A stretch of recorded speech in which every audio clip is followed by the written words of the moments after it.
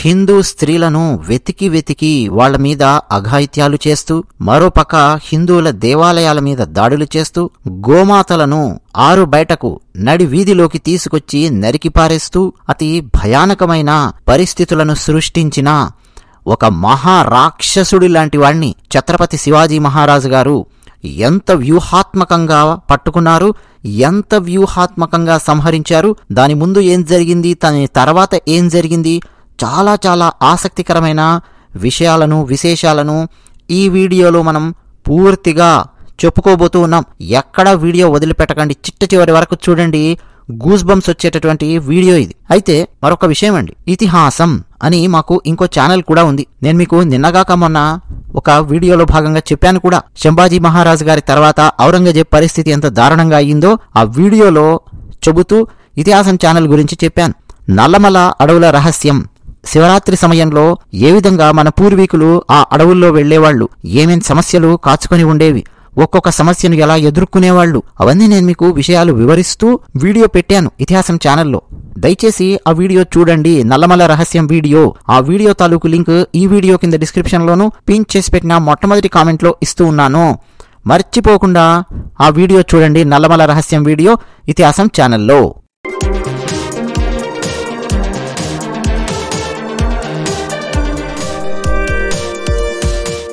ఛత్రపతి శివాజీ మహారాజ్ చేసిన అతి భయానకమైన ఒక యుద్ధం గురించి, చరిత్ర గురించి మనం ఈ వీడియోలో మాట్లాడుకునే ప్రయత్నం చేద్దాం. ముందుగా ఈ వీడియో చూడాలి అన్న సంకల్పంతో ఈ వీడియో ఓపెన్ చేసినందుకు గాను మీ అందరికీ ప్రత్యేకమైన ధన్యవాదాలు చెప్తూ ఉన్నాను.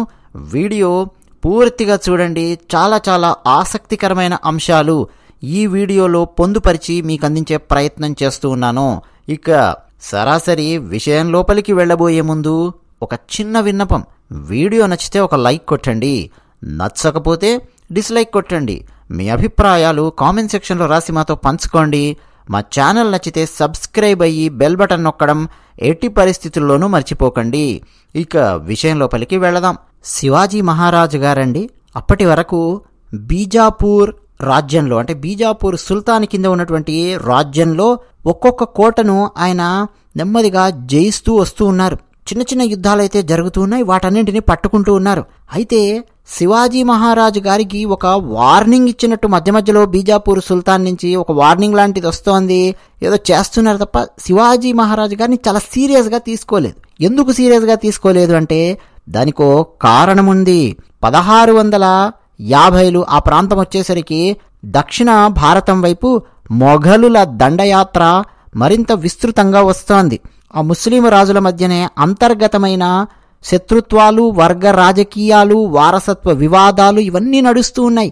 అందువల్ల వాళ్ళు శివాజీ మహారాజు గారి వైపు సీరియస్గా దృష్టి సారించలేదు. అంటే శివాజీ మహారాజు గారు ఒక పక్క బీజాపూర్కు వ్యతిరేకంగా పోరాడుతూ ఉన్నప్పటికీ, బీజాపూర్ సుల్తాన్కి వ్యతిరేకంగా పోరాడుతున్నప్పటికీ శివాజీ మహారాజు గారికి వ్యతిరేకంగా బీజాపూర్ ప్రభుత్వము సీరియస్ చర్యలైతే అప్పటి వరకు తీసుకోలేదు.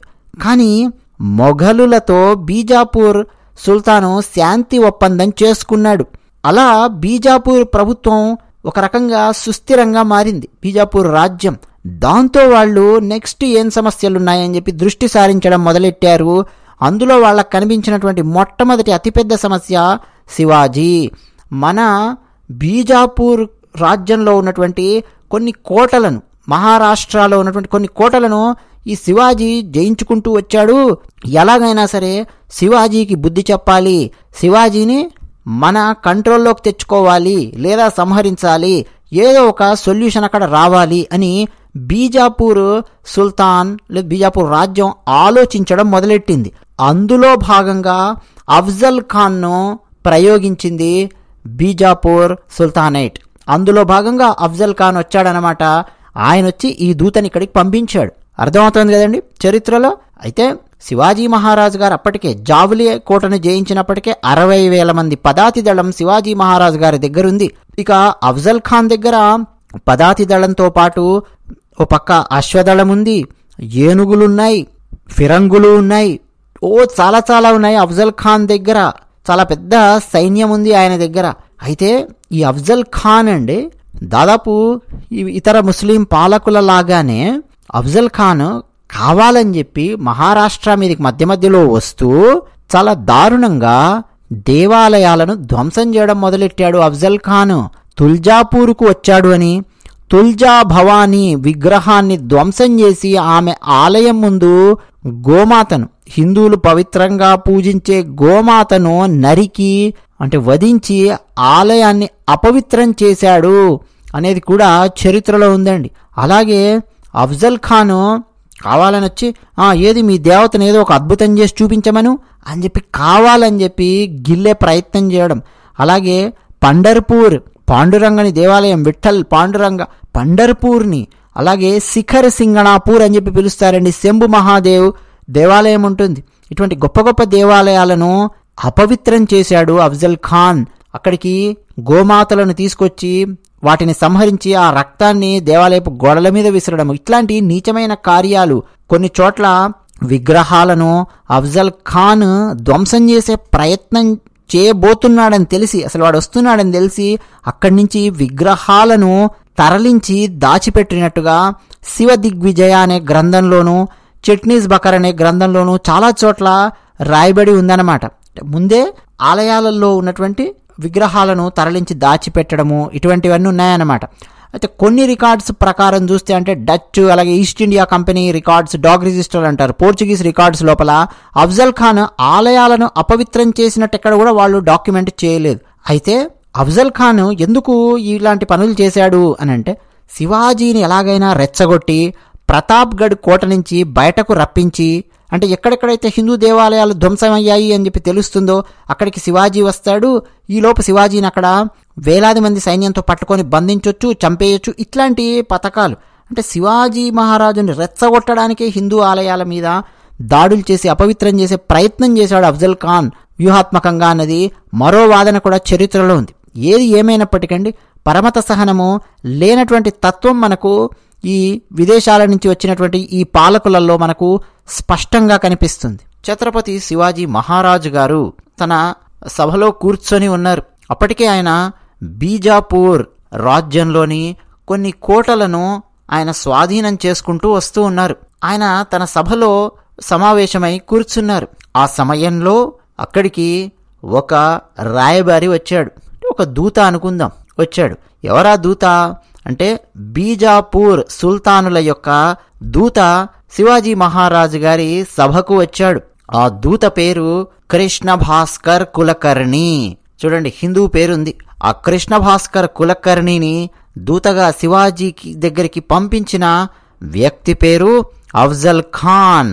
ఈ అఫ్జల్ ఖాన్ బీజాపూర్ సుల్తానుల దగ్గర సైన్యాధ్యక్షుడిగా పనిచేస్తూ ఉన్నాడు. అన్నట్టు శివాజీ మహారాజు గారి తండ్రి షాహాజీ ఆయన కూడా ఈ అఫ్జల్ ఖాన్ సైన్యంలో పనిచేస్తూ ఉండేవారు. అంటే బీజాపూర్ సుల్తాను దగ్గరే శివాజీ మహారాజు గారి తండ్రి షాహాజీ పనిచేస్తున్నటువంటి భయంకరమైన పరిస్థితులు అవి. ఇక దూత కృష్ణ భాస్కర్ కులకర్ణి శివాజీ గారి దగ్గరికి వచ్చి, మా అఫ్జల్ ఖాన్ గారు చెప్పారు కొంకణ్ అలాగే ఇంకా కొన్ని కోటల మీద మీరు నియంత్రణను కొనసాగిస్తూ ఉన్నారు, వాటిని పట్టుకున్నారు ఆ కోటలను. వెంటనే ఆ కోటలను బీజాపూర్ సుల్తాను గారికి మీరు హ్యాండ్ ఓవర్ చెయ్యాలి. బీజాపూర్ సభకు మీరు ప్రత్యేకంగా రావాలి. అక్కడ ఉన్నటువంటి బీజాపూర్ సుల్తాన్ గారికి మీరు ఎక్స్ప్లెనేషన్ ఇవ్వాలి. అంటే ఒక వివరణ ఇస్తూ, అయ్యా మీ కోటలను నేను పట్టుకున్నాను, ఈ కోటలన్నింటినీ నేను మీకు తిరిగి స్వాధీనం చేస్తున్నాను అని చెప్పి మీరు చెప్పాలి అని ఆ సమాచారాన్ని దూత కృష్ణ భాస్కర్ కులకర్ణి మోసుకొచ్చాడు. అంటే అప్పటిదాకా శివాజీ పట్టుకున్నటువంటి కోటలనట బీజాపూర్ సుల్తాన్కు హ్యాండ్ ఓవర్ చేయాలి. ఇదనమాట సారాంశం. అయితే శివాజీ మహారాజు గారి ఆ సభలో ఉన్నటువంటి వారు ఇతర నాయకులు చాలా చాలా కోపంతో ఆ దూత వంక చూశారు. అయితే శివాజీ మహారాజు గారు చిన్నప్పటి నుంచే రామాయణాన్ని మహాభారతాన్ని తన తల్లి ద్వారా విని ఉండడంతో దూత మీద ఏమాత్రం కోపం తెచ్చుకోలేదు.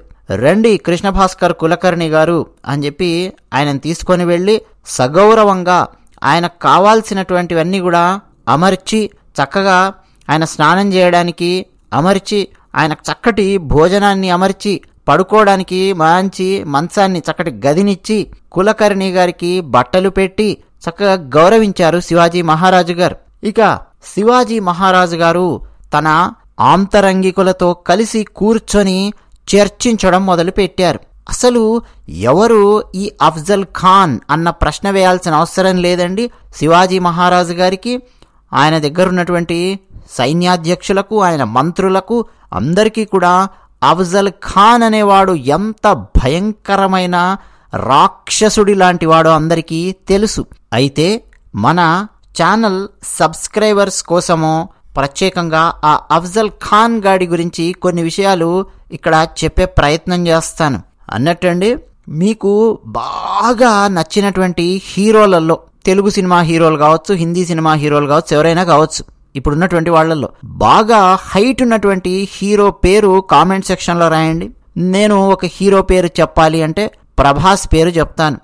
6.1 ఉంటాడు, 6 అడుగుల 1 అంగుళం ఎత్తుంటాడు ప్రభాస్. బాహుబలిలో చూశాము. ఏ స్థాయిలో కండలు తిరిగిన వీరుడిలాగా ఉంటాడో ప్రభాస్ మనకు తెలుసు. అలాగే అమితాబ్ బచ్చన్ గారు 6.1 హైట్, మహేష్ బాబు 6.2 హైట్. ఈ స్థాయిలో హైట్ ఉంటారు ఒక్కొక్కరు. కొంతమంది హీరోలు 6.3 అలా ఉన్నటువంటి వాళ్ళు కూడా ఉన్నారు. మరి అంత హైట్ ఉన్నటువంటి ప్రభాసు, కండలు తిరిగి ఉన్నటువంటి ప్రభాసే బాహుబలిలో అసలు ఏ స్థాయిలో మనకు కనిపిస్తాడో మనకు తెలుసు. ఒక వీరుడిలాగా కండలు తిరిగినటువంటి ఆ దేహం గాని కదా. అఫ్జల్ ఖాన్ గాడి హైట్ ఎంతో తెలుసా అండి? 7 feet హైట్. అంటే ప్రభాస్ కూడా ఆ అఫ్జల్ ఖాన్కు కింది దాకా వస్తాడు. అంటే ప్రభాస్ లాంటి హైట్ ఉన్నటువంటి వ్యక్తినే తలకాయ కిందికి వంచి చూస్తాడు ఈ అఫ్జల్ ఖాన్ అనేవాడు. అంత ఎత్తుంటాడు, అంత బలిష్టంగా ఉంటాడు, బాగా మటన్ తింటూ బలిష్టంగా ఉంటాడు. పైగా కండలు తిరిగినటువంటి వీరుడు, పెద్ద పెద్ద యుద్ధాలలో పాల్గొన్నటువంటి వాడు అఫ్జల్ ఖాన్. శివాజీ మహారాజు గారి ఎత్తు ఎంతో తెలుసునండి. మనకు ఇప్పటివరకు లభిస్తున్నటువంటి గ్రంథాలలో, ఆథెంటిక్గా లభిస్తున్నటువంటి గ్రంథాల ప్రకారం శివాజీ మహారాజు గారి ఎత్తు 5 అడుగుల 6 అంగుళాలు. ఇక ఆలోచించండి, అఫ్జల్ ఖాన్ గాడి ముందు శివాజీ మహారాజు గారిని నించోబెడితే శివాజీ మహారాజు గారిని అఫ్జల్ ఖాన్ ఏ స్థాయిలో చూస్తాడో ఒక్కసారి ఆలోచించండి, మీకే తెలుస్తుంది. ఇది ఒక అంశం మనందరికీ బాహ్యంగా కనిపించేది.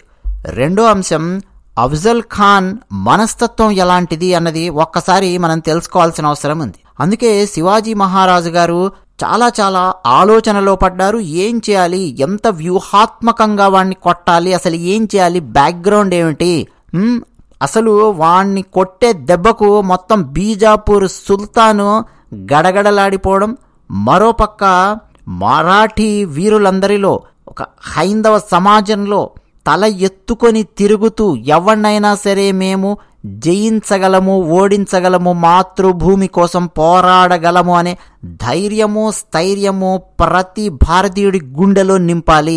ఇది శివాజీ మహారాజు గారి ఆలోచన. మళ్ళీ ఒకసారి అఫ్జల్ ఖాన్ గారి చరిత్ర లోపలికి మనం వెళదాం. అసలు ఎక్కడి నుంచి అఫ్జల్ ఖాన్ జీవితం ప్రారంభమయ్యింది అని ఆలోచిస్తే విజయనగర సామ్రాజ్యం క్షీణించినటువంటి సమయం దగ్గరికి వెళ్లాల్సి ఉంటుంది మనం. శ్రీకృష్ణదేవరాయల వారు విజయనగర సామ్రాజ్యాన్ని పరిపాలిస్తున్న కాలంలో అప్రతిహతమై విజయనగర సామ్రాజ్యం వెలుగొందింది.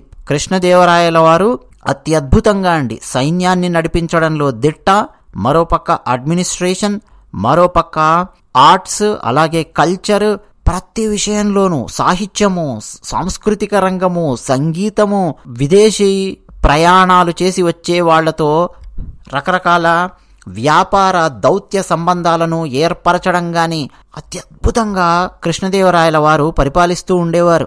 ఆ తర్వాత క్రమక్రమంగా విజయనగర సామ్రాజ్యం క్షీణించడం మొదలయ్యింది. క్షీణిస్తున్న సమయంలో విజయనగర సామ్రాజ్యానికి సామంతరాజులుగా ఉండే నాయక రాజులు స్వతంత్ర రాజులుగా ప్రకటించుకోవడం మొదలుపెట్టారు. అలా క్రమక్రమంగా విజయనగర సామ్రాజ్యము విచ్ఛిన్నమవుతూ నాయకరాజులు స్వతంత్ర రాజులుగా అవతరిస్తూ వచ్చినటువంటి కాలం. ఆ టైములో ఇక్కేరి అనే ప్రాంతం ఆ ప్రాంతానికి నాయకుడు వీరభద్రుడు. అయితే మన రాజులలోనే ఎలాంటి అసంతృప్తి, అనైక్యత ఉండేది అని చెప్పడానికి ఒక చిన్న ఉదాహరణ కాలు పెట్టే సంధిస్తే మొత్తం శరీరాన్ని మొత్తం దూర్చే ప్రయత్నం చేశారు విదేశీ దండయాత్రలు చేసినటువంటి వారు. ఆ నాయక రాజులలో ఒక రాజున్నాడండి. ఆయన పేరు కెంగె నాయక లేదా కెంగె నాయక్ అని చెప్పి పిలుస్తారు. ఆయనకు ఈ వీరభద్ర నాయక్ పట్ల అసంతృప్తి ఉన్నది. ఎలాగైనా సరే ఈ కెంగే నాయక్ మిగతా కొన్ని రాజ్యాలను, అంటే విజయనగర సామ్రాజ్యం క్షీణించిన తర్వాత ఏర్పడిన నాయక రాజ్యాలను కొన్నింటిని దక్కించుకోవాలి అని చెప్పి పథకం వేశాడు. తన ఒక్కడి వల్ల కాదు. అందుకని ముస్లిం రాజులకు బీజాపూర్ సుల్తానుకు సహాయం చేయడం మొదలుపెట్టాడు. అప్పటి వరకు బీజాపూర్ సుల్తాన్లు వాళ్ళందరూ కూడా కుక్కిన పేనులాగా పడి ఉండేవారు కృష్ణదేవరాయల వారు ఉన్నంత వరకు. ఆ తర్వాత ఎప్పుడైతే విజయనగర సామ్రాజ్యం క్షీణిస్తూ వచ్చిందో బీజాపూర్ సుల్తాన్లు బలం పుంజుకోవడం మొదలుపెట్టారు.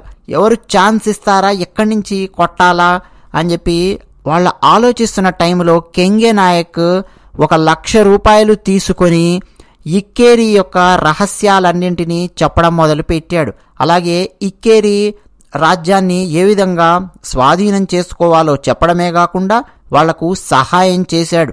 ఆ టైంలో వచ్చాడండి అఫ్జల్ ఖాన్. బీజాపూర్ సుల్తాన్కు సైన్యాధ్యక్షుడిగా పనిచేశాడు అఫ్జల్ ఖాన్. సో అఫ్జల్ ఖాన్కు కెంగే నాయక్ సహాయం చేయడం వల్ల వీరభద్ర నాయక్ బెడ్నూరుకు పారిపోయినటువంటి పరిస్థితి. ఇక కెంగే నాయక్ స్నేహితులు పాలించినటువంటి ఆదోని ప్రాంతం, తాడిపత్రి ప్రాంతం కోటలున్నాయండి. వాటన్నింటినీ స్వాధీనం చేసుకోవాలని బీజాపూర్ సుల్తాన్ వాళ్ళు నిర్ణయం తీసుకున్నారు. అయితే కెంగే నాయక ఈ ప్రాంతాలకు వెళ్ళి అటాక్ చేయడం చాలా కష్టం అవుతుంది, సో దానికి బదులుగా బెంగళూరును స్వాధీనం చేసుకోండి అని బీజాపూర్ సుల్తాన్కు సలహా ఇచ్చాడు. సో ఈ సలహాకు బదులుగా కెంగే నాయక బెంగళూరు మార్గంలో ఉన్నటువంటి సిరా అనే కోటను బీజాపూర్ సుల్తాన్ దగ్గర నుంచి కోరుకున్నాడు. ఇక బీజాపూర్ కమాండర్ రణదౌలా ఖాన్, అతను అఫ్జల్ ఖాన్, వీళ్ళిద్దరి నేతృత్వంలో సిరా కోటను స్వాధీనం చేసుకోవడం కోసం ఒక దళాన్ని పంపించాడు. అయితే అఫ్జల్ ఖాన్ ఆ కోట దగ్గరికి వెళ్ళి, సిరా అనే కోట దగ్గరికి చర్చలు జరపడం కోసము సిరా సైన్యాధ్యక్షుడైన కస్తూరి రంగనాయక ఆయనను ఆహ్వానించాడు. సో చర్చలు జరపడానికి పిలుస్తూ ఉన్నాడు కదా కోట బయటకు, సరే చర్చిద్దాము, శాంతి ఒప్పందం ఉంటుందా, యుద్ధం ఉంటుందా, ఏముంటుందో కనుక్కుందాము అని ఆ సిరా కోట సైన్యాధ్యక్షుడు కస్తూరి రంగనాయక కోట నుంచి బయటికి వచ్చాడు. అఫ్జల్ ఖాన్ ఆ కస్తూరి రంగనాయకను కూర్చోబెట్టినట్టే కూర్చోబెట్టి మాట్లాడుతూ ఉన్నట్టే చేసి, మనం ఇది చేద్దామా అది చేద్దామా ఇట్లా మెల్లిగా మాట్లాడుతున్నట్టు చేసి తన గుడారంలో అకస్మాత్తుగా కస్తూరి రంగనాయక మీద దాడి చేసి చంపేశాడు. అఫ్జల్ ఖాన్ యొక్క ప్రవర్తన ఎలా ఉంటుంది అని చెప్పడానికి ఇది ఒక చిన్న ఉదాహరణ అండి. ఇవన్నీ కూడా శివాజీ మహారాజుకు తెలుసు. ఆ తదనంతర కాలంలో అంటే చర్చలకు ఆహ్వానించి అక్కడ కూర్చోబెట్టి ఎదుటి రాజును లేదా ఎదుటి సైన్యాధ్యక్షుడిని అక్కడికక్కడే కుట్రపూరితంగా మట్టుబెట్టే రకం ఈ అఫ్జల్ ఖాన్. సో ఇది ఒక ఉదాహరణ.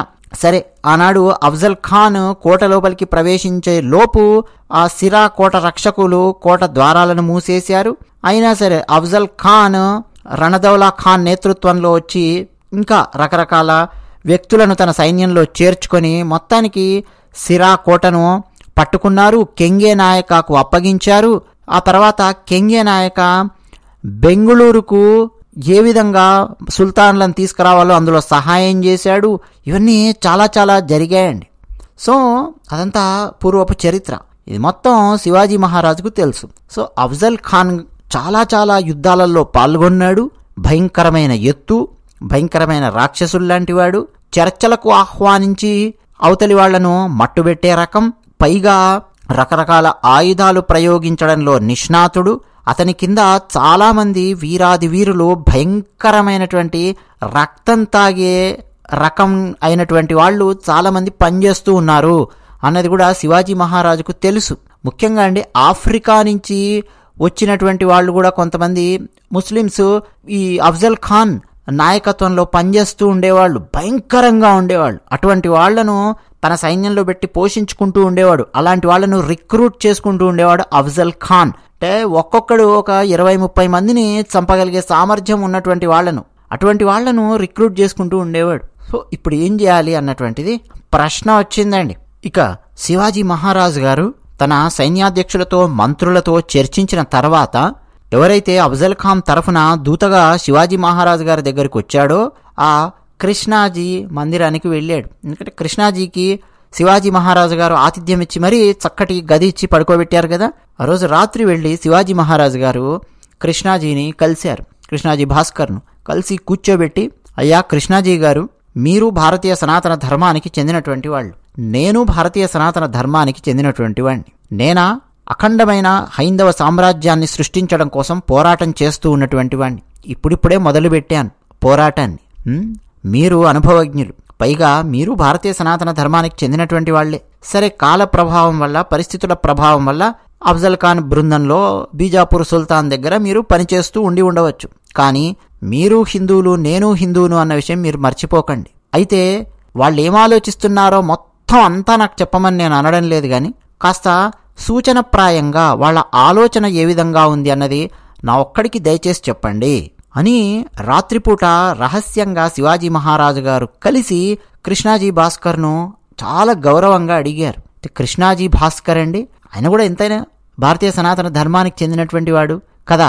ఇక విధిలేని పరిస్థితుల్లో వాళ్ళ దగ్గర పనిచేయాల్సి వచ్చింది. విజయనగర సామ్రాజ్యం అంతమైపోయిన తర్వాత ఇక అందరి పరిస్థితి అలా తయారయ్యింది. అయితే కృష్ణాజీ ఒక పక్క అఫ్జల్ ఖాన్ దూతగా తన బాధ్యత తాను నిర్వర్తించాడు. అలాగే ఒక హిందూగా శివాజీ మహారాజు గారికి సూచనప్రాయంగా చెప్పాడు, మహారాజా, అఫ్జల్ ఖాన్కు కుట్రపూరితమైన పథకాలున్నాయి మీ మీద కుట్ర చేస్తూ ఉన్నాడు.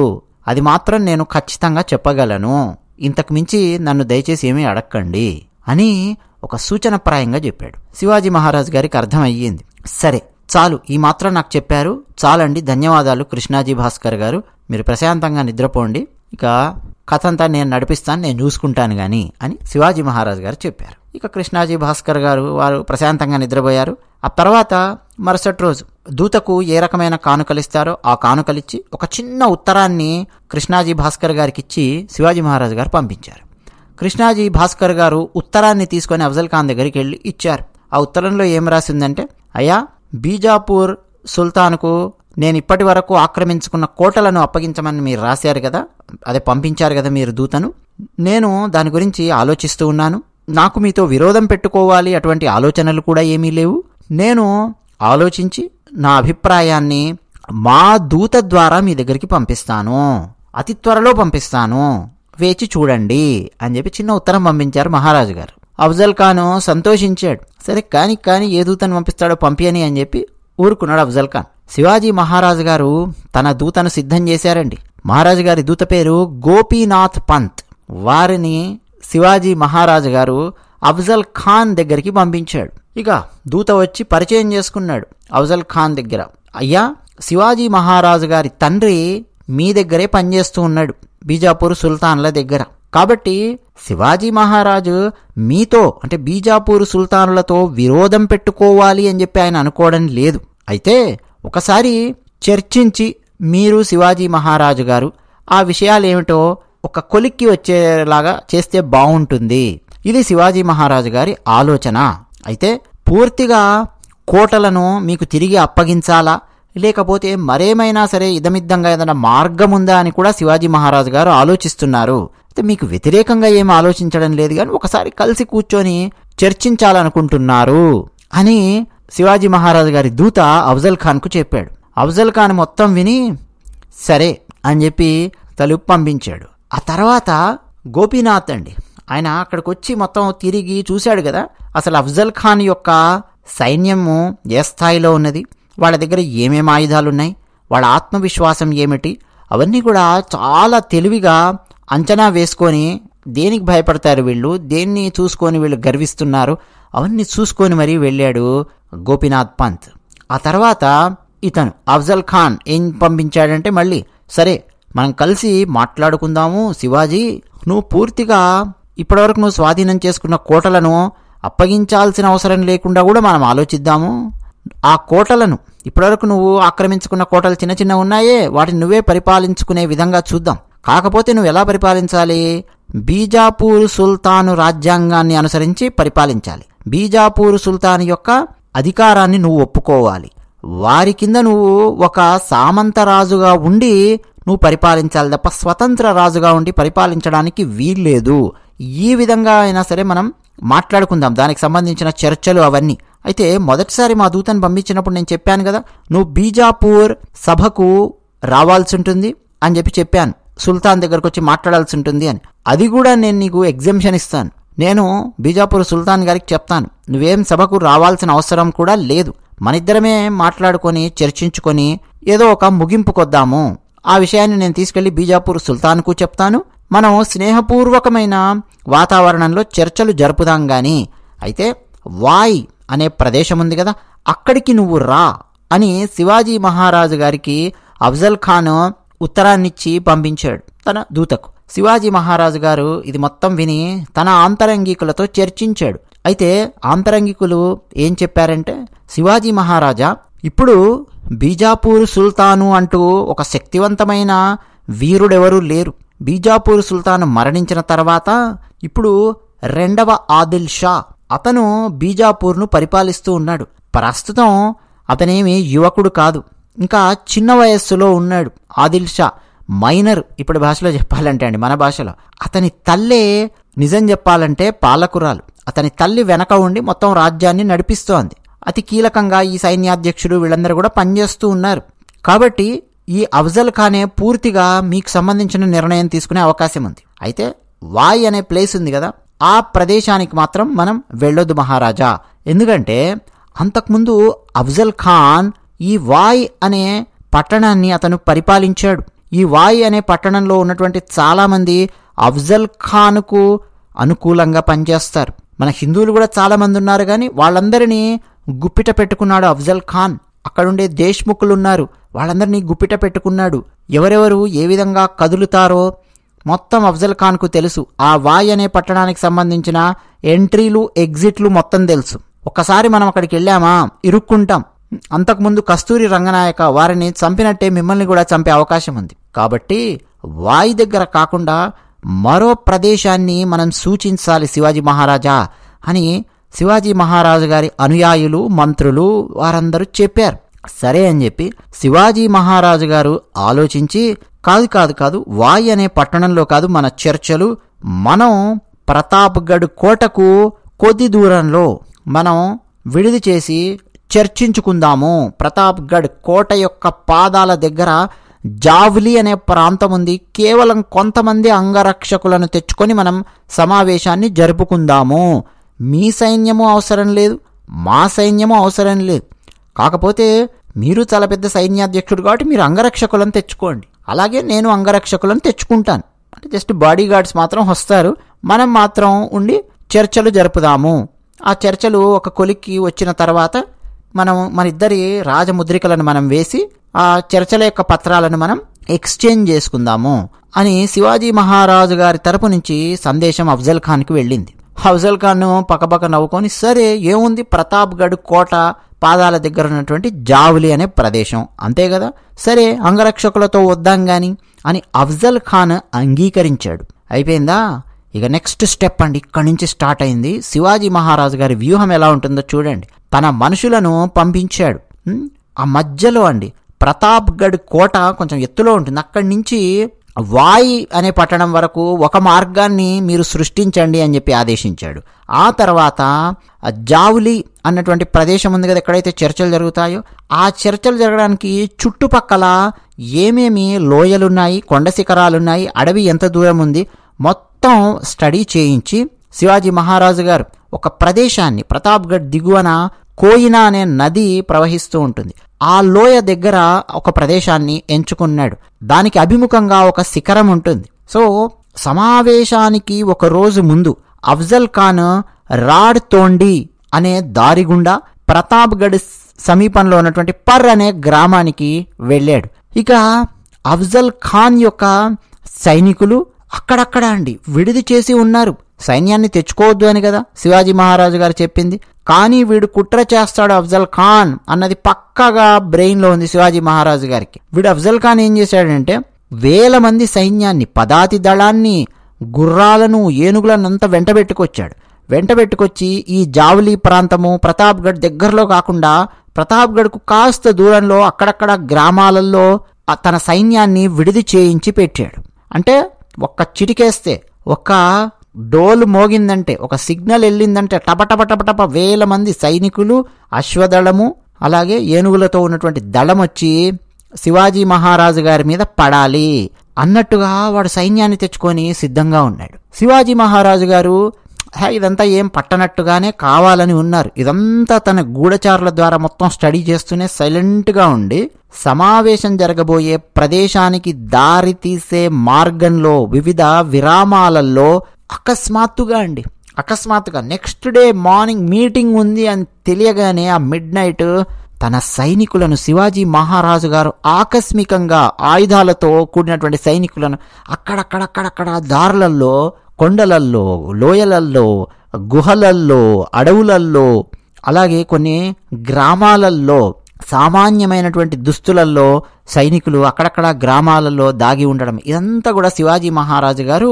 ఒక వ్యూహాత్మకంగా తన సైన్యాన్ని కూడా మోహరించి పెట్టాడు. అంటే ఒకవేళ అఫ్జల్ ఖాన్ గాడి సైన్యం కనుక వచ్చి పడిందా, వాళ్ళను ఊచకోత కోయడానికి మొత్తం శివాజీ మహారాజు గారు సైన్యాన్ని అక్కడక్కడక్కడక్కడ మొత్తం ఒక రేడియస్, ప్రతాప్గఢ్ కోట చుట్టూ ఉన్నటువంటి ఒక 5 కిలోమీటర్స్ రేడియస్ ఊహించుకోండి, మొత్తం తన సైన్యాన్ని మోహరించి పెట్టాడు. ఇక ఏ రోజైతే సమావేశం జరగబోతోందో చాలా చాలా హీట్ ఎక్కినటువంటి వాతావరణం అండి, టెన్షన్తో కూడినటువంటి వాతావరణం. ఇక శివాజీ మహారాజు గారు సిద్ధమయ్యారు. అఫ్జల్ ఖాన్ ఒకవేళ తన మీద దాడి చేస్తే తనను తాను ఎలా రక్షించుకోవాలి అని చెప్పి ముందు జాగ్రత్త చర్యలు తీసుకున్నాడు శివాజీ మహారాజ్.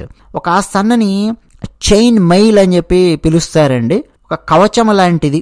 మీరు ఎప్పుడైనా సరే పాత కోటల లోపలికి వెళితే కవచాలను చూడండి.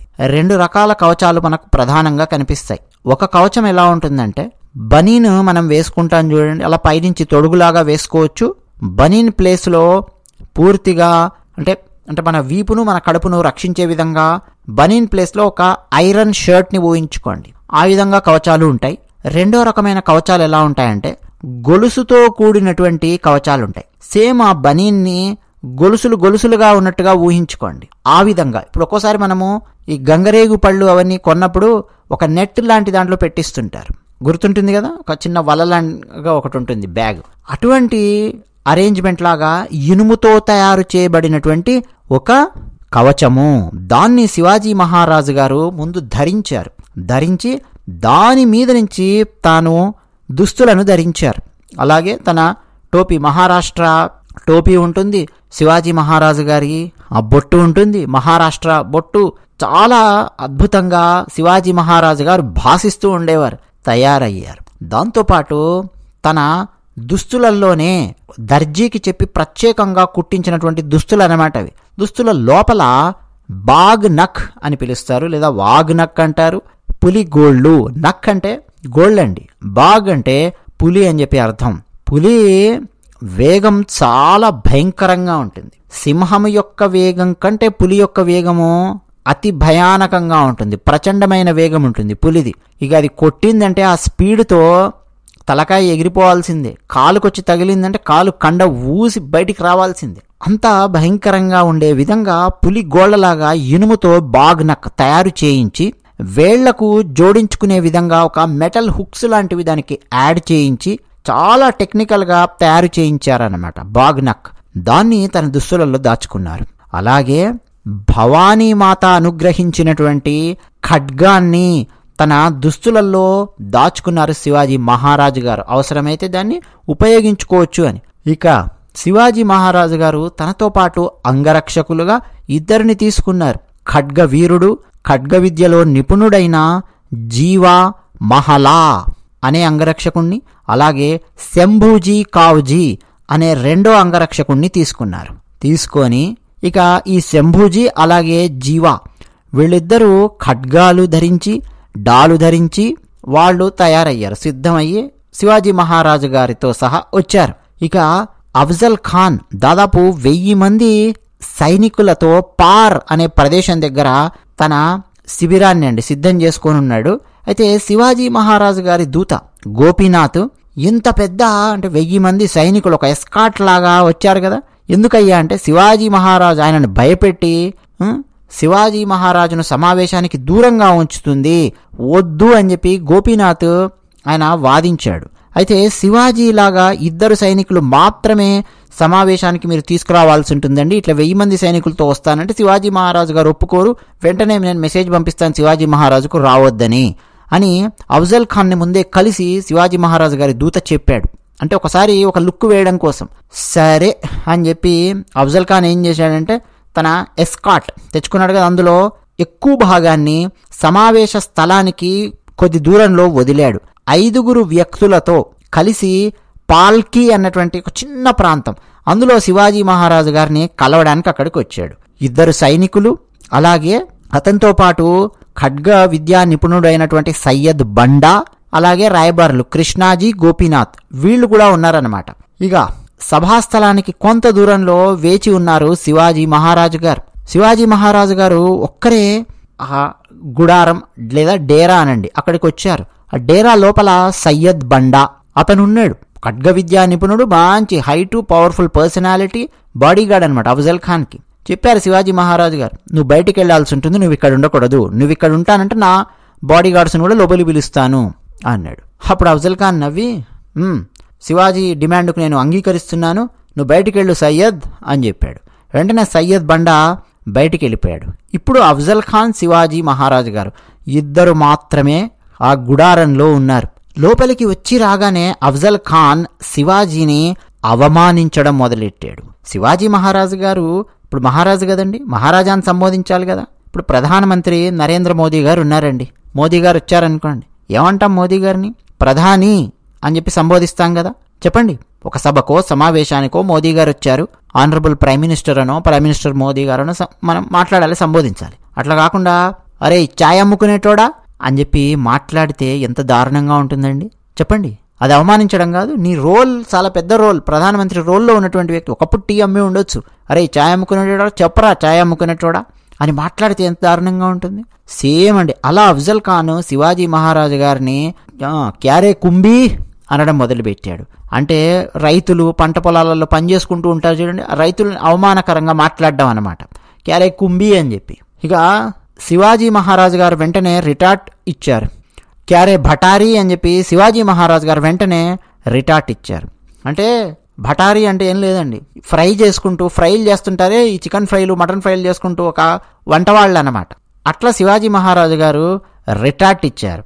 అఫ్జల్ ఖాన్ వెంటనే శివాజీ మహారాజు గారిని అడిగారు, బీజాపూర్ మా మహారాజు ఆదిల్ షా II ఆయన నిన్ను సామంతరాజుగా ఉండమని కోరుతూ ఉన్నాడు, కాబట్టి సామంతరాజుగా ఉండు అని చెప్పి మాట్లాడుతూనే, రా ఒకసారి మన సమావేశానికి ఒక ప్రతీకలాగా ముందు మన ఇద్దరం ఒకరినొకరు కౌగిలించుకుందాము అని చెప్పి పిలిచాడు.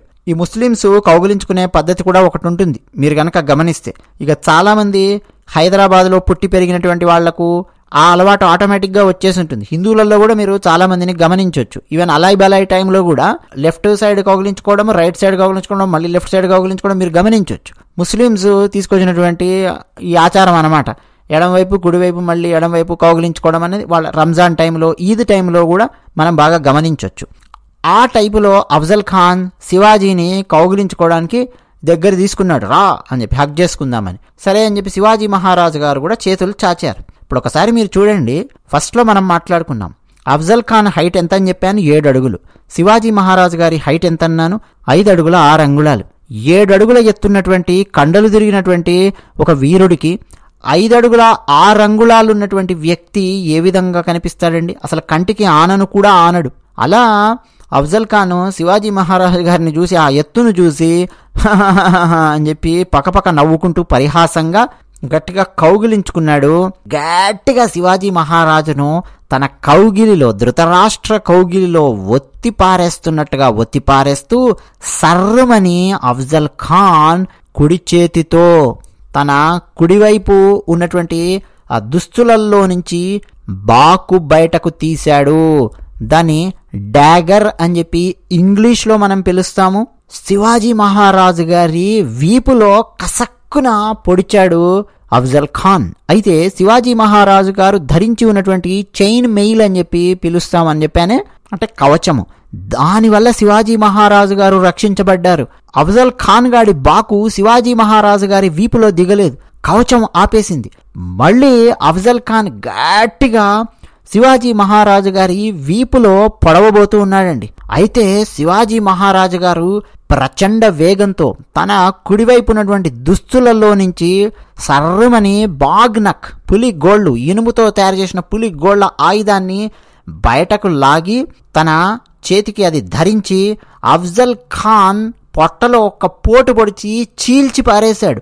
అఫ్జల్ ఖాన్ కెవ్వమని కేక పెట్టి గుడారం బయటకు పరిగెత్తాడు.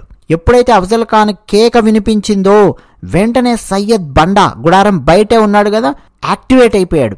ఖడ్గాన్ని తీసి సిద్ధంగా ఉన్నాడు.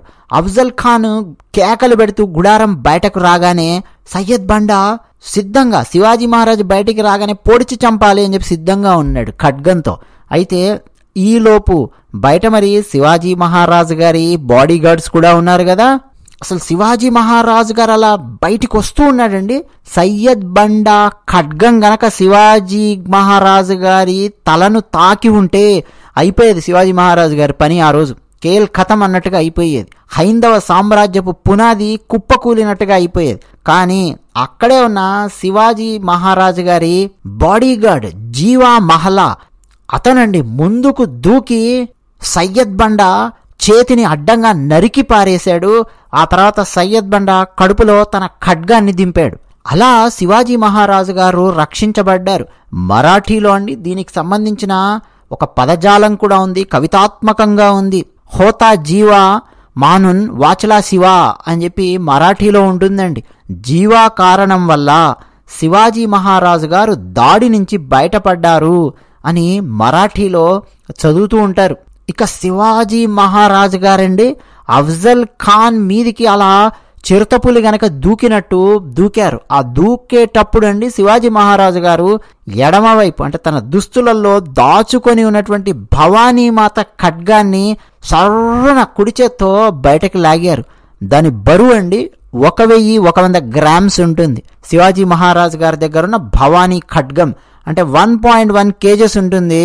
ఆ ఖడ్గంతో అండి గాల్లోకి ఎగిరి ఒకే దెబ్బ గట్టిగా అండి అఫ్జల్ ఖాన్ తలకాయను నరికితే అది గాల్లోకి ఎగిరి అంత దూరంలో పడింది. ఆ తలకాయ కూడా ఎలా ఉంటుందండి, 2-3 ఫుట్బాల్స్ కలిపితే ఏ సైజులో ఉంటుందో ఆ సైజులో ఉంటుంది వాడి తలకాయ. అంత భారీగా ఉంటాడు, మంచి కొవ్వు పట్టి ఉంటాడు. అటువంటి వాడి తలకాయను ఒక్కటే దెబ్బకండి శివాజీ మహారాజు గారు నరికేశారు. అయితే దీని మీద వివిధ గ్రంథాలలో ఏముందంటే కొన్ని గ్రంథాలలో లేదు శివాజీ మహారాజు గారు కాదు నరికింది, తల నరికింది జీవా అని చెప్పి 1-2 గ్రంథాలలో ఉంది. 1-2 గ్రంథాలలో తల నరికింది జీవా కాదు శంభూజీ అని చెప్పి ఉంది. కొన్ని గ్రంథాలలో ఆథెంటిక్గా ఉన్నటువంటి కొన్ని గ్రంథాలలో శివాజీ మహారాజు గారే అఫ్జల్ ఖాన్ తల నరికారు అన్నట్టుగా ఉంది. ఎప్పుడైతే అఫ్జల్ ఖాన్ తల గాల్లోకి ఎగిరిందో దూరం నుంచి అఫ్జల్ ఖాన్ సైనికులు అక్కడక్కడి నుంచి చూస్తున్నారు. హాహాకారాలు మిన్నంటాయి. ఇక ఒక్కసారిగా శివాజీ మహారాజు గారి వైపు అఫ్జల్ ఖాన్ సైనికులు ఖడ్గాలతో దూసుకొని వస్తున్నారు.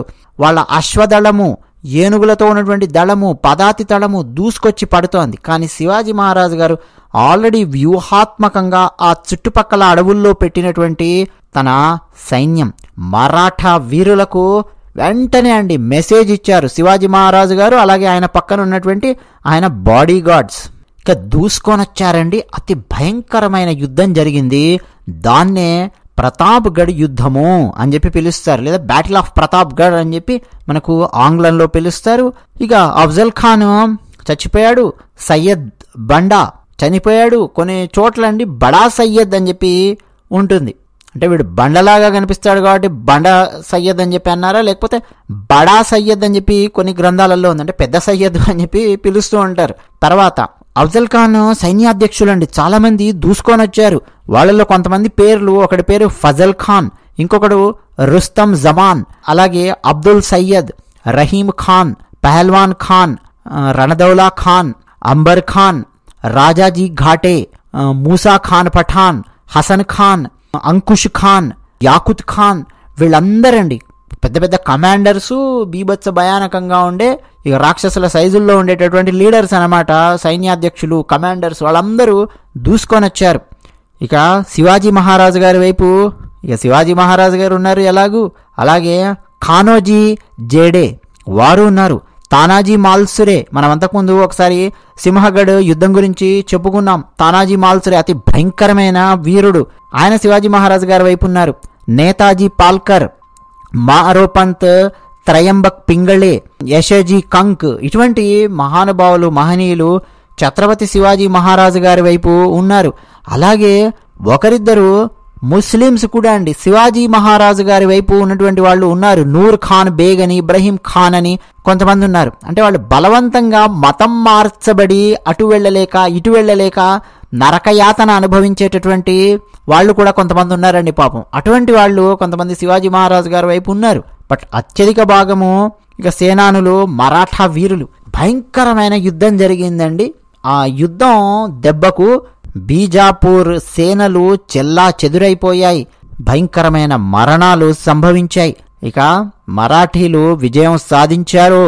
మొట్టమొదటి అతిపెద్ద యుద్ధాన్ని శివాజీ మహారాజు గారు గెలిచారు. అంతకుముందు గెలిచినవి చిన్న చిన్న యుద్ధాలు, చిన్న చిన్న కోటలను పట్టుకున్నారు కావాలని శివాజీ మహారాజు గారు వ్యూహాత్మకంగా. బట్ ఇప్పుడు బ్యాటిల్ ఆఫ్ ప్రతాప్గఢ్ అండి చాలా పెద్ద యుద్ధం వారు గెలిచారు. ఆ యుద్ధం గెలిచిన తర్వాత శివాజీ మహారాజు గారు 65 యుద్ధ ఏనుగులను, మదపుటేనుగులను పట్టుకున్నారు. బీజాపూర్ వాళ్ళవి 65 ఏనుగులు, 4000 గుర్రాలు, అశ్వదళాన్ని పట్టుకున్నారు. అన్ని కూడా మంచి యవనాశ్వాలు. 1200 ఒంటెలను పట్టుకున్నారు. అంతేకాదండోయ్ 10 లక్షల రూపాయల నగదు, ఆనాటి కరెన్సీ, అలాగే బంగారము, వజ్ర వైడూర్యాలు, ఈ జ్యువెలరీ ఉంటుంది కదా, ఇవన్నీ శివాజీ మహారాజు గారి సైన్యము జప్తు చేసింది ఆ వచ్చిన వాళ్ళ దగ్గర నుంచి. సో అలా శివాజీ మహారాజు గారు కాషాయ జెండా ఎగిరేసి మీసం తిప్పారు. బ్యాటిల్ ఆఫ్ ప్రతాప్గఢ్ చరిత్రలో అతి గొప్ప యుద్ధంగా నిలిచిపోతుంది. ఇక అఫ్జల్ ఖాన్ తల నరికిన తర్వాత డైరెక్ట్ ప్రతాప్గఢ్కి వెళ్లకుండా కొన్ని రోజుల పాటు శివాజీ మహారాజు గారు అలాగే మరాఠా సేనలు అక్కడక్కడ అడవుల్లో దాగి ఉన్నారు, సిద్ధంగా ఉన్నారు. ఇంకా ఎవరైనా సరే బీజాపూర్ సేనలు కానీ ఎవడైనా అక్కడక్కడ దాక్కున్నాడు ఎవడైనా వస్తే మీద పడి ఊచకోత కోయాలని చెప్పి సిద్ధంగా ఉన్నారు. దాదాపు 10 రోజులు అడవులలో సిద్ధంగా ఉన్నారు. అఫ్జల్ ఖాన్ గారిని చంపింది 10th నవంబర్ 1659. 20th నవంబర్ 1659 వరకు అలాగే సిద్ధంగా ఉన్నారు. ప్రతాప్గఢ్ వైపు బీజాపూర్ సైన్యం వస్తూనే ఉంది. వచ్చిన బీజాపూర్ సైన్యాన్ని వచ్చినట్టు ఊచకోత కోయడం మొదలుపెట్టాయి మరాఠీ సేనలు. రెవింగ్టన్ అని చెప్పి ఒక లెటర్ ఉందండి, రెవింగ్టన్ ఆయనది. ఆయన లెక్క ప్రకారం అఫ్జల్ ఖాన్ సైనికుల్లో దాదాపు 3000 మంది ఆ యుద్ధంలో మరణించారు. అంతేకాదు అఫ్జల్ ఖాన్ 2 కుమారులున్నారు, వాళ్లను శివాజీ మహారాజు గారి సైనికులు బంధించారు. అలాగే ఇంకో కుమారుడున్నాడు ఫజల్ ఖాన్ అని చెప్పి. ఆ ఫజల్ ఖాన్ ఖండోజీ ఖోపడే అనే వ్యక్తి యొక్క మద్దతుతో తప్పించుకొని పోయాడు. తర్వాత ఇక మరాఠా గ్రంథాలు చాలా చాలా ఉన్నాయండి. అందులో అఫ్జల్ ఖాన్ మనుషులు ఎవరెవరు చంపబడ్డారు, లొంగిపోయి శివాజీ మహారాజు గారిని శరణు వేడినటువంటి వాళ్ళు ఉన్నారు. ఆయుధాలు పారేసి అయ్యా మహారాజా మాకు ప్రాణభిక్ష పెట్టండి అని అడిగిన వాళ్లకు ప్రాణభిక్ష పెట్టారు శివాజీ మహారాజు గారు. ఆయుధం లేకుండా ప్రాణభిక్ష అడిగినటువంటి వాళ్లను మేమెందుకు చంపుతామయ్యా, చంపము రండి అని చెప్పి వాళ్లకు ప్రాణభిక్ష పెట్టి తన రాజ్యంలో వాళ్లను కూడా చేర్చుకున్నారు మహారాజు గారు. ఇక అఫ్జల్ ఖాన్ తలకాయను అండి ఒక పెద్ద పళ్ళెంలో పెట్టి భవానీ మాతకు, ముఖ్యంగా శివాజీ మహారాజు గారి తల్లి జిజాబాయి పూజించే భవానీ మాతకు సమర్పించడానికి అఫ్జల్ ఖాన్ తలకాయను కానుకగా పంపించారు శివాజీ మహారాజ్. ఆ తర్వాత ప్రతాప్గఢ్ దగ్గరండి అబ్దుల్లా టవర్ అని చెప్పి ఉంటుంది. అక్కడ ఈ అఫ్జల్ ఖాన్ యొక్క తలకాయను ఖననం చేశారు. ఇప్పటికీ అబ్దుల్లా టవర్ అని ఉంటుంది. అలాగే అఫ్జల్ ఖాన్ యొక్క మొండాన్ని జావ్లీ, ఎక్కడైతే ఈ చర్చ ఇదంతా జరిగిందో గుడారాలు అని, ఆ జావ్లీ ప్రాంతంలో పాతి పెట్టారు. ఇక ఆ తర్వాత అండి మరాఠా సాహిత్యంలో శివాజీ మహారాజు గారు సాధించినటువంటి ఈ విజయం గురించి చాలా అద్భుతంగా కీర్తించబడింది. మామూలుగా మరాఠీ సాహిత్యము పౌడా అని చెప్పి పిలుస్తారండి. అందులో అఫ్జల్ ఖాన్ యొక్క వధ గురించి వర్ణిస్తూ శివాజీ మహారాజు గారిని శ్రీరామునితో పోల్చుతూ, అఫ్జల్ ఖాన్ను రావణాసురుడితో పోల్చుతూ ఎన్నో పాటలున్నాయి. అలాగే శివభారతం అని చెప్పి పిలుస్తామండి. శివభారతంలో శివాజీ మహారాజు గారు శ్రీమన్నారాయణుని యొక్క అవతారంగాను, అఫ్జల్ ఖాన్ ఒక రాక్షసునికి ప్రతీకగాను వర్ణించారు. అలాగే శ్రీ శివ ప్రభుచే అని చెప్పి ఉంటుందండి గ్రంథం. అందులో శివాజీ మహారాజు గారికి అఫ్జల్ ఖాన్కు మధ్య జరిగినటువంటి ఆ యుద్ధాన్ని కురుక్షేత్ర యుద్ధంతో పోల్చుతూ శివాజీ మహారాజు గారిని భీమునితోనూ అఫ్జల్ ఖాన్ను దుర్యోధనునితోనూ పోల్చుతూ అద్భుతంగా రాయబడింది. ఇక చిట్ట చివరగా మనం చెప్పుకోవాల్సిన కీలకమైన విషయం ఏంటో తెలుసా? ఇప్పటిదాకా వచ్చినటువంటి వాళ్ళందరికీ ఈ విషయం వింటే మామూలుగా మండదండి, ఒళ్ళు మండిపోతుంది. అఫ్జల్ ఖాన్ చనిపోయాడు కదా, ఆ తర్వాత ఉర్సు అని చెప్పి చేయడం మొదలెట్టారు. అఫ్జల్ ఖాన్ యొక్క ఆ మరణించినటువంటి తేదీని గుర్తుపెట్టుకొని ఉర్సు ఉర్సు అని చెప్పి చేస్తూ ఉంటారు. చాలా చోట్ల మీరు చూడొచ్చు, ముస్లింలు జరుపుకునేటటువంటి ఒక ఉరుసు పండగ, ఇవన్నీ మీరు గమనించవచ్చు. ముఖ్యంగా అండి తెలంగాణలోను మహారాష్ట్ర ప్రాంతంలోనూ ఎక్కువగా మనం గమనించవచ్చు ఈ ఉరుసుకు సంబంధించినవి. ఇతర రాష్ట్రాలలో ఏ స్థాయిలో ఉంటాయి అన్నది నాకు పెద్దగా తెలియదు, కానీ ఉరుసు చేయడం మొదలెట్టారు. అఫ్జల్ ఖాను వీరుడు మరణించాడు అని చెప్పి. అయితే 1990లు వచ్చేసరికి ఇక రైట్ వింగ్ పాలిటిక్స్ అనేవి చాలా స్ట్రాంగ్గా భారతదేశంలో వేళ్లు ఉనుకుంటూ రావడము, కాంగ్రెస్ క్రమక్రమంగా బలహీనపడుతూ రావడము, ఇవన్నీ జరగడం వల్ల అరే ఒక ముస్లిము అఫ్జల్ ఖాను అతను మరణించాడు శివాజీ మహారాజు గారి చేతుల్లో, అతన్ని ఏదో పెద్ద గ్లోరిఫై చేస్తూ ఎందుకు మీరు ఈ ఉత్సవాన్ని జరుపుతూ ఉన్నారు అన్నటువంటి ప్రశ్న వచ్చిందండి. అలా కాదు అని చెప్పి ప్రతాప్గర్ ఉత్సవ సమితి అని చెప్పి ఒక ఆర్గనైజేషన్ ఫామ్ అయ్యి శివప్రతాప్ దిన్ అని జరిపించాలి, శివాజీ మహారాజు గారి గొప్పతనం అది, శివాజీ మహారాజు గారిని కీర్తిస్తూ శివప్రతాప్ దిన్ అని చెప్పి చేద్దాము అని చెప్పి స్టార్ట్ చేశారు. అఫ్జల్ ఖాన్ మీద గెలిచారు కాబట్టి మహారాజు గారు. అయితే వాళ్ళు ఆ సమితి వాళ్ళు అలా జరుపుకుంటూ వస్తున్నారు. అది కూడా ఎప్పటి నుంచి అంటే అండి 1996 నుంచి 2004 వరకు నిరాఘాటంగా సాగింది శివప్రతాప్ దిన్. కానీ 2004లో ఎప్పుడైతే భారతదేశంలో మళ్ళీ కాంగ్రెస్ ప్రభుత్వము, అలాగే మహారాష్ట్రలో కాంగ్రెస్ ఎన్సీపీ కాంబినేషన్లో ఉన్నటువంటి ప్రభుత్వము ఎప్పుడైతే వచ్చిందో అప్పుడు మళ్ళీ ఈ శివప్రతాప్ దిన్ను బ్యాన్ చేశారు. లేదు లేదు లేదు, ఇటువంటి వాటిని రాజకీయం చేయకూడదు, ఇటువంటి సెలబ్రేషన్స్ రాజకీయం చేయకూడదు, ఇవి రెచ్చగొట్టే ఉపన్యాసాలకు రెచ్చగొట్టే ఉద్యమాలకు కారణమవుతాయి కాబట్టి చేయకూడదు అని చెప్పి 2004లో మళ్ళీ బ్యాన్ చేశారు. అంతేకాదండి 2014లో మహారాష్ట్ర ప్రభుత్వము ఒక రిజల్యూషన్ తీసుకొచ్చింది. శివాజీ మహారాజు గారు అఫ్జల్ ఖాన్ను చంపేటటువంటి ఎన్నెన్నో వర్ణ చిత్రాలున్నాయి, పెయింటింగ్స్ ఉన్నాయి, 17వ శతాబ్దానికి చెందినవి, 18, 19, 20వ శతాబ్దానికి చెందినటువంటివి. ముఖ్యంగా శివాజీ మహారాజు గారు పులిగోళ్లతో అఫ్జల్ ఖాన్ను చీల్చివేసేటటువంటి పెయింటింగ్స్ ఎన్నో ఉన్నాయన్నమాట. ఆ పెయింటింగ్స్ను ఎగ్జిబిషన్లో పెట్టడం కూడా బ్యాన్ చేసింది మహారాష్ట్ర ప్రభుత్వము. ఎందుకు బ్యాన్ చేసింది అంటే కొన్ని ముస్లిం గ్రూప్స్ అట ఆబ్జెక్షన్ చెప్పాయట ఆ పెయింటింగ్ను అలా పెట్టడానికి. అందుకని ముస్లింలను సంతృప్తి పరచడం కోసం ఆ పెయింటింగ్స్ను కూడా బ్యాన్ చేసినటువంటి కార్యం మహారాష్ట్ర ప్రభుత్వం చేసింది. అయితే మళ్ళీ 30 నవంబర్ 2022 మహారాష్ట్రకు కొత్త ముఖ్యమంత్రి ఏక్నాథ్ షిండే గారు వచ్చిన తర్వాత శివప్రతాప్ దిన్ మళ్ళీ జరిపి తీరాల్సిందే అని, అలాగే ప్రతాప్గఢ్లో శివాజీ మహారాజు గారి విజయానికి గుర్తుగా ఒక జెండాను ఎగరవేయాలి అని వారు ప్రకటించారు.